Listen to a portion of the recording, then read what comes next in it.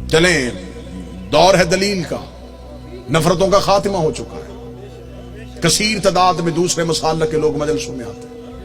میں آپ کو بڑی محبت کے ساتھ پیغام دینا چاہوں گا، اگر آپ کہتے ہیں نبی کی بیٹیاں 4 ہیں، آج سے اسی لمحے سے ریسرچ شروع کیجئے گا، جا کے پوچھئے گا کسی بھی اپنے مرضی کے مولانا سے کہ جب ہمارے نبی کی شادی ہوئی تو عمر مبارک کتنی تھی۔ بالکل خاموش ہو کے دلیل سن لیجئے گا، ہو سکتا ہے کہ آپ واہ واہ یا داد دیں، کوئی میرا ایک بھائی بات سے محروم رہ جائے۔ میں خود کہہ رہا ہوں کہ بیشک خاموشی اختیار کر لیجیے، مجمع میں شور کا نام مجلس کی قبولیت نہیں، ایک بندہ بھی یہاں سے ہدایت لے کے جائے یہ قبولیت۔ ہم نے طریقہ تبدیل کر دیا، ہم سمجھتے ہیں نعرے واہ واہ داد مجلس کی قبولیت۔ ہم نے یہ جو دروازہ کھولا یہ ہدایت کا دروازہ ہے، یہ مجلس نہیں، یہ سفینہ نوح ہے۔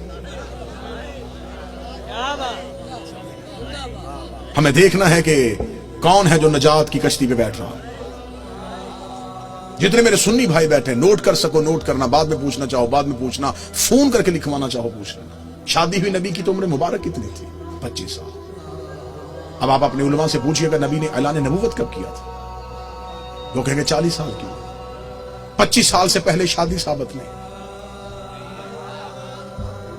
پھر آپ کی اپنی کتابوں میں لکھا، شیعہ کتابوں میں یہی لکھا کہ نبی کی شادی کے 4 سال تک نبی کے ہاں اولاد نہ ہوئی، 29 سال کی عمر میں پہنچ گئے رسول، اور پہلا بیٹا پیدا ہوا جس کا نام تھا قاسم، جس کی وجہ سے نبی کی کنیت مشہور ہوئی ابو القاسم۔ ٹھیک ہو گیا؟ پوری توجہ کے ساتھ سنیے گا، 25 سال سے پہلے شادی نہیں، 29 سال سے پہلے اولاد ثابت نہیں۔ پھر سنی عقیدے کے مطابق نبی نے 40 سال کی عمر میں اعلان نبوت کیا، شیعہ عقیدے کے مطابق 40 سال کے بعد اظہار کیا، نبی پہلے دن سے نبی تھے۔ میں دونوں عقیدے پڑھ رہا ہوں، دونوں عقیدے پڑھ رہا ہوں۔ سنی عقیدہ ہے 40 سال کے بعد بنی ہے، ہمارا عقیدہ ہے پہلے دن سے نبی تھے۔ چلے ٹھیک ہے، سنی بھائیوں کا عقیدہ 40 سال کے بعد اعلان نبوت کیا۔ پھر سنی کتابوں میں لکھا ہوا ہے کہ نبی نے اعلان نبوت سے 5 سال قبل اپنی 3 بیٹیوں کا عقد معاذ اللہ ثم معاذ اللہ خاک مدہن 3 مشرکوں سے کروایا ہوا تھا۔ جب آپ اپنے علماء سے دلیل پوچھیں گے تو وہ کہیں گے اس لیے کہ اس وقت وہ خود نبی نہیں تھے، نبی بنے 40 سال کے بعد، تو پھر ان مشرکوں کے گھروں سے بیٹیوں کو واپس بلا لیا۔ اب میرا سنی بھائی مر جانا ہے، سانسوں کا یقین کوئی نہیں، لمحوں کا اعتبار کوئی نہیں، قبر کی 4 دیواریں کچی ہیں، کفن میں جیب نہیں ہوتی، قبر میں الماری نہیں ہوتی، فرشتے رشوت نہیں لیتے، مولوی قبر میں چھوڑ کے واپس آ جاتا ہے۔ اپنی سانسوں کو ایک لمحے کے لیے یہاں روک کے گفتگو 25 سال سے پہلے شادی ثابت نہیں، 40 سال کی عمر میں اعلان نبوت کیا۔ 25 اور 40 کے درمیان کتنے سال؟ 15 سال۔ 5 سال تک اولاد نہیں ہوئی، 15 میں سے 4 نکل گئے، 11 سال۔ 5 سال تک آپ کی کتابوں میں لکھا ہے 5 سال پہلے نبی نے شادیاں کر لی تھی، تو پھر 11 میں سے اور 5 نکال دو، 6 سال۔ کس مذہب میں ہے کہ 6 سال میں 3 بیٹیاں پیدا بھی ہو گئیں، جوان بھی ہو گئیں اور شادیاں بھی ہو گئیں؟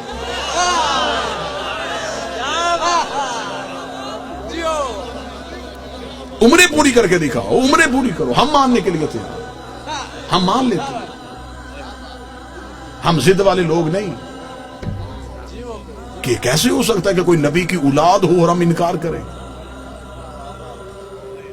اگر ہم نبی کی ایک بیٹی مانتے ہیں تو ہم باقی 3 کو کیوں نہیں مانتے؟ ہم انہیں بھی مانیں گے، آپ ثابت کر کے دکھاؤ۔ اب میرا سنی بھائی مجھ سے پوچھے کہ پھر یہ کہانی کیا ہے؟ یہ رسول کی حقیقی بیٹیاں نہیں۔ رسالت مآب کا پہلا عقد ہوا تھا ملکۃ العرب جناب خدیجہ سے۔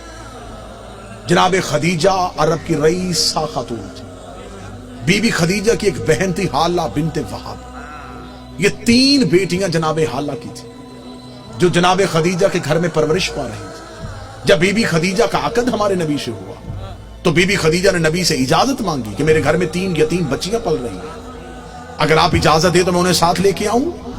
رسول نے انہیں اپنے گھر بلوا لیا، پھر یہ رسول کے گھر میں آئی، پھر ان کو یتیم پالنے کا ہنر ایسا آتا تھا،